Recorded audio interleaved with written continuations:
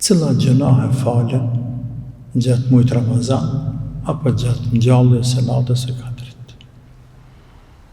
Ajo që është e njohur tek muslimanët, tek ehle sunneti, është se falen me këto ibadete, po edhe ibadetet e tjera. Falen gjënahet e vogla. Sigurisht me haxhe, sigurisht me namaze, sigurisht me sadakae, falen gjënahet e vogla. E jo gjënahet e mëdha.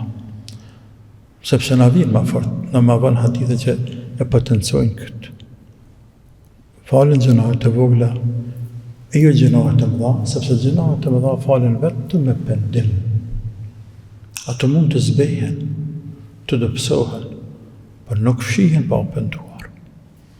Robi shkon me to, në ditë kiametit të Zotit vet, nëse nuk është penduar. E gjënahet e vogla Allahu ka dashur me na falë, me punë të hajrit. Po kur të këshur shtanën tjetër, gjënahet më dha, e pse me bëro për gjënahet më dha? Pse me ba? Pse me ba? Pastaj, edhe nëse bën, ai duhet bëj tepër rrallë. Përderisa gjënahet e vogla, bën për ditë.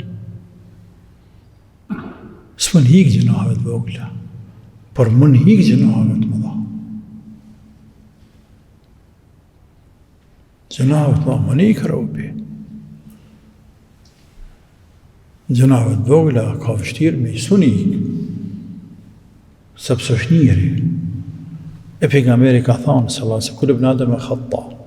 Se cili rab gaban, se njeri gaban, gabimtari. Wa khairul khata'in at-tawwab. Nuk është i mund e gjënaheve të mëdha, por nuk është edhe lehtë me ranë gjënahe të madhe. Robi, si punë alkoolit, punë e zinase, punë e vrasëse, punë e mashtrimit të tradhtise, për nuk është lehtë. Nuk është lehtë me bëj, që besën Zotin hak me bë këtë punë, ja, nuk mundet lehtë.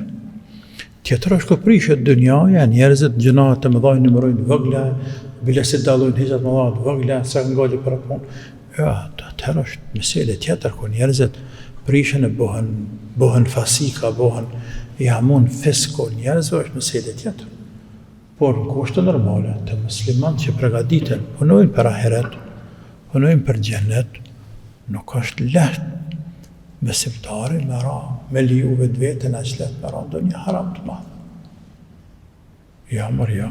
Se do që tjetë, këto nuk është e tim.